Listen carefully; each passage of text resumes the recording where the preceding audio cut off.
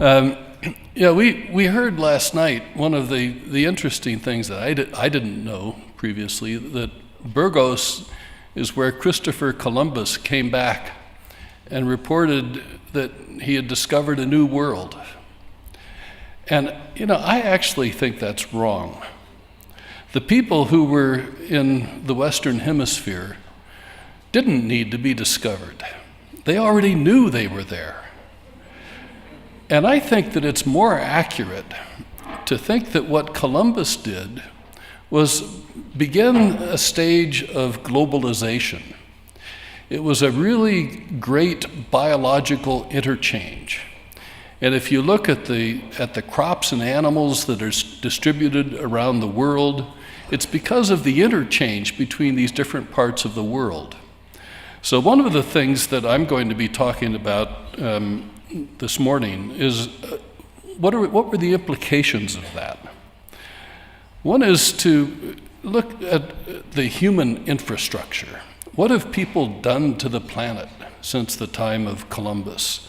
Our population at the turn of this century was about 1.5 billion. Now we've got almost 7 billion. And we've really transformed a lot of the planet. It's cost us a lot of money to build this human infrastructure, a lot of money to maintain it. And as we've seen from the tragic events in Japan, the human infrastructure is also very fragile. But there's also nature's infrastructure that comes for free. We don't have to pay for it.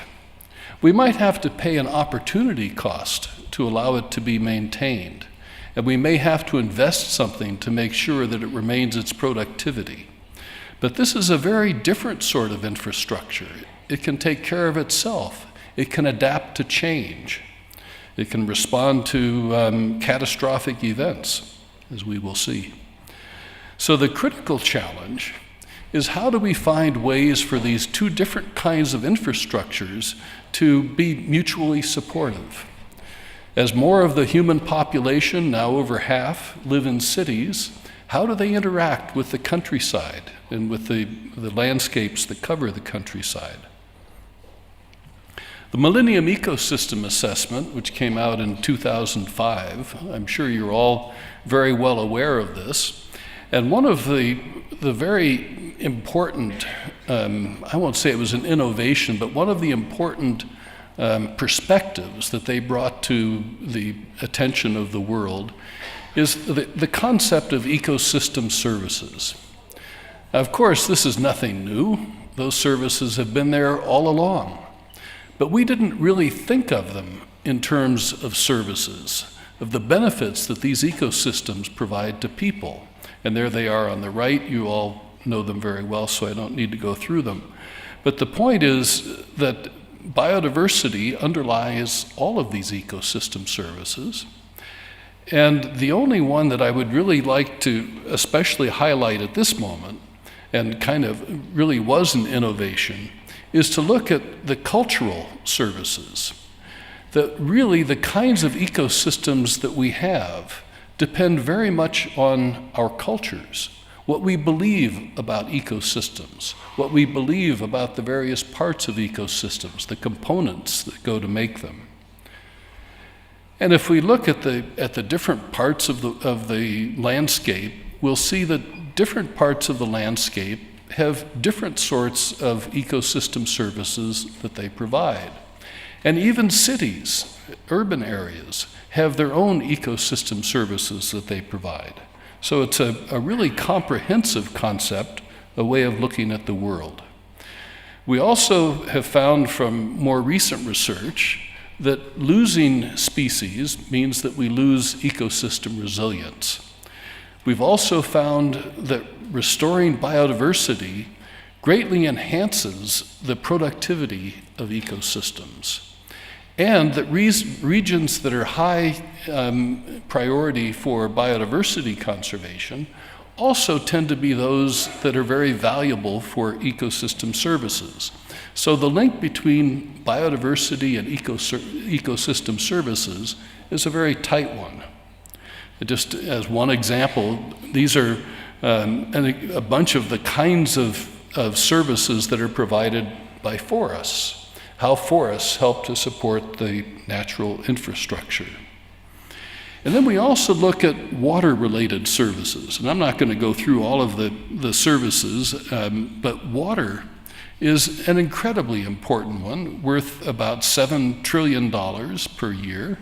And many of the services provided by water depend very much on forested ecosystems for watershed protection, to regulate floods, and to make sure that our water is clean. A lot of policymakers want numbers. They want to know what's all this worth. And I think that ecosystem services gave us a way of answering that question, of thinking about the value of ecosystem services. How much is it worth to, where did I come up with that figure of how many $1 trillion for water? At Nagoya, the economics of ecosystems and biodiversity, a major international effort or report, was launched to start putting numbers to some of these. One of them, and I'm only going to show this one, is that tropical forests are worth somewhere between $6,000 and $16,000 per hectare per year. And this was based on over 100 studies. And the cost of losing forests is about $2.5 trillion per year. Now, those are the kind of numbers that, if we're talking to decision makers, that makes them lift up their eyes, scratch their heads, say, that's a lot of money. Maybe we ought to do something. So one of the things that we're doing, and this is happening around the world, and I have no doubt that many of you are involved in the few examples I'm going to give now. The landscape scale has become much more prominent in the way that people are thinking about landscape management. So here's the Mesoamerican Biological Corridor, which is trying to connect different types of land use in a way that enables biodiversity to move freely north and south up the isthmus of Central America. Australia has their forest, the Great Eastern Ranges along the coast, all the way from Melbourne up to Cairns. The U.S. has the Yellowstone to Yukon corridor, linking protected areas with managed forests and other kinds of land use, but in a way that enables the flow of species and ecosystems to adapt. And in a time of climate change, building this north-south capacity to adapt to change is extremely important, as you may well know. The European Green Belt has three different aspects of it. I don't know how well it shows up here. Yeah, there they are. And a lot of this came out of the breakdown of the Iron Curtain. This used to be a militarized zone, but now it's become a green belt that connects different parts of Europe. And even cities. And so here's an example. Chicago, a huge city with millions of people, surrounded by wilderness. So the Chicago wilderness region has all the way around it, from the Indiana dunes over on the right, all the way up towards Wisconsin, has a whole series of protected areas and managed landscapes. So even cities can be surrounded by landscapes and by ecosystem services and what they consider wilderness, places that people can visit and get back to nature just a few minutes from a thriving urban center. So what does the future hold? I was asked to think about the future, and the first thing I thought about was Niels Bohr. He says it's very difficult to make predictions, especially about the future. Well, that's true enough. Who knows what's going to happen? But I'll take a chance. So the first point I'd like to make is that things that seem sensible today may not be so sensible tomorrow. So the links between the different drivers of change are things that we need to think about more carefully and have a more integrated approach. Not be so simplistic about looking toward the future. I remember from the Millennium Ecosystem Assessment, we had a beautiful chart, which is the part that's kind of in yellow there, that showed that total food production was going up, food prices were going down, the level of malnourishment was going down. But then suddenly something happened. Oil became much more expensive. And if we look, extending that graph on after it ended in the Millennium Ecosystem Assessment in 2003, by 5 years later, food, according to FAO, is now more expensive than it's ever been since FAO has been keeping figures. The number of malnourished has no longer declined. In fact, it's increased. So the future is unpredictable. And who could have predicted that when a fruit seller in Tunisia set himself on fire, the whole world has felt the heat? It affects all of us, yet one person doing this. And that was not predictable, but it's had a profound influence. And I don't have a picture here of what's happened in Japan. I was in Japan at a Satoyama meeting on the 11th of March, and I felt the earthquake. What wasn't bad in Nagoya, but if you think about the impact of that earthquake and the resulting tsunami in Japan, that's going to change all of our lives. People are rethinking about nuclear energy, which was going to be an answer to our energy problems, many people thought. It's going to affect, if you wanted to buy a new iPad, you're not going to get it until a lot later because many of the components are from factories that were flooded. So these kinds of things are going to continue to happen. We're more vulnerable now than we ever have been to these kinds of risks because we have a higher population and we have a tighter interdependence among various economies and countries of the world. So what are the trends that are affecting ecosystem services? And I'll go through these quickly because you know them perfectly well.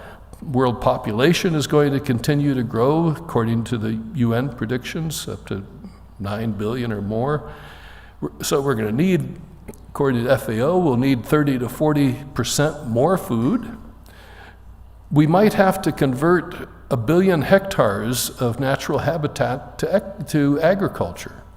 I don't actually believe this. These are predictions that are being made. I think we're going to find other ways of doing it. But one of the ways is through more agricultural chemicals, unless we, especially you, can find other ways of doing it.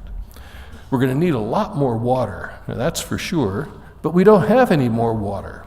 So we're going to have to be much more efficient in the way that we use water.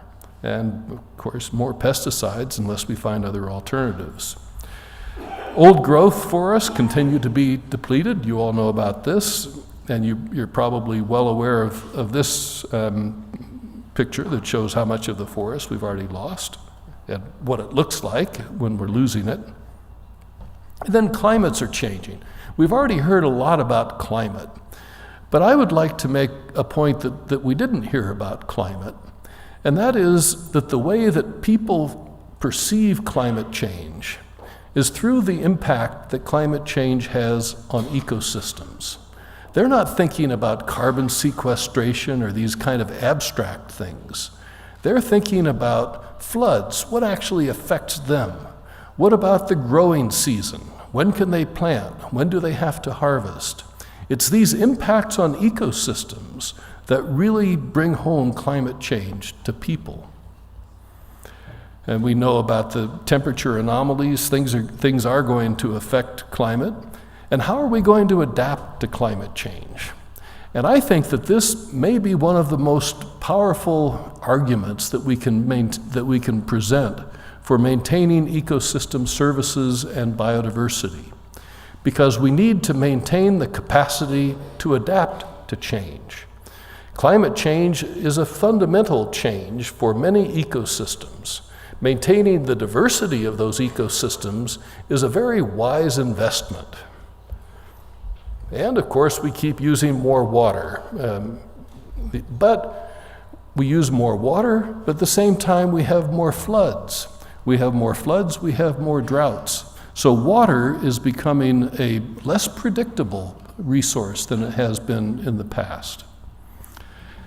And even if we look at what many people think are the lungs of the earth, a great source of water, the Amazon, we're going to hear a little bit more about the Amazon later this morning, but even the Amazon suffers from climate change. So the great forests of the Amazon are a good carbon sink. But over the last decade, 2 out of the 10 years, it was the Amazon forests were not a carbon sink. They were a carbon producer because they suffered from drought. And here's just some pictures of the drought. And of course, we continue to lose species. You all know about this. This is a red list index of how quickly we're using them. I don't want to depress you. So what are we going to do to feed the 9 billion? I think the landscape approach that we're talking about today is really the answer. And I'm going to close with some principles that we might be thinking about. And the first one is that diverse landscapes provide multiple services. So here's a forest from Thailand, and just below it is a forest from Indonesia, where simplified landscapes, basically oil palm, provide only a few services. So the service that is provided by the palm oil is basically palm oil. That's the provisioning service. But if you look at the value of an undisturbed or minimally disturbed rainforest, you can see that it's incredibly more valuable. So when trading off a single service, which is a provisioning service, and another service, it's multiple services, we can see that the economics don't play out. The second principle is that the benefits to people from ecosystem services are going to be best assessed when we look at the landscape, when we look at a larger scale. At the individual farm or individual forest level, we're not going to get an accurate picture. But if we look at the full flow of, in this case, water, we could see the multiple kinds of benefits that come from a well-managed set of ecosystems. The third principle is to try to build ecosystem services into agriculture at the landscape scale. So it isn't just about forests, obviously, it's very much about agriculture and the interaction between agriculture and other ecosystems, and especially the forested ecosystems that provide the water that is required for agricultural growth. The fourth is to help people to capture the benefits from ecosystem services. We've got to maintain some mature ecosystems in critical landscapes so that we have some capacity to adapt to change and continue evolution. We have to look at all of the ecosystem services as a package instead of singling out just one. So here are some pictures of mangroves that have been cleared to grow shrimp so that we can have some cheap. And we had some very nice ones last night. But what's the trade-off? Well, in Thailand, where I lived for 7 years, when the tsunami hit, the areas that had mangroves to protect the coastline didn't get nearly the damage as areas where the mangroves had been cleared. And then finally, we need to harness the best available technology. We've got amazing new technology. So we're talking about Rio plus 20. Well, if you go back 20 years to Rio, nobody had a laptop like this. Nobody had a cell phone. There was no internet. There was no Google. There was none of that. Well, what about the next 20 years? We're developing new technologies at accelerating rates, and we have to be creative in how we use these to support ecosystem services. So just thinking about what are the major challenges that remain. First, I think we have to work better at quantifying the ecosystem services more comprehensively. We need to find ways of actually paying the source owners, the resource owners, transferring some benefits to the people who are providing services to society at large. Use the ecosystem approach of the CBD, assessing and monitoring the various ecosystem services, which we'll hear about later, and then finally governing the trade-offs that are inherent in the decision-making about the distribution of costs and benefits of the various services that ecosystems provide. And that's an issue of governance that we'll also be talking about at this meeting. So if we, just to wrap all this up, I put up pictures of people living within ecosystems from various parts of the world. All of these are World Heritage sites. All of these are people who are living within World Heritage sites. And their very fact of living within such areas is one of the key factors in helping them to maintain their productivity, to maintain their biodiversity, and to maintain their interest for the rest of the world to make them a World Heritage Site.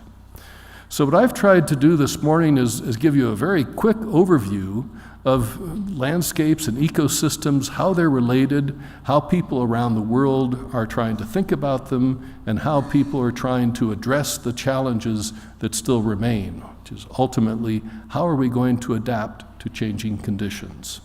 Thank you very much.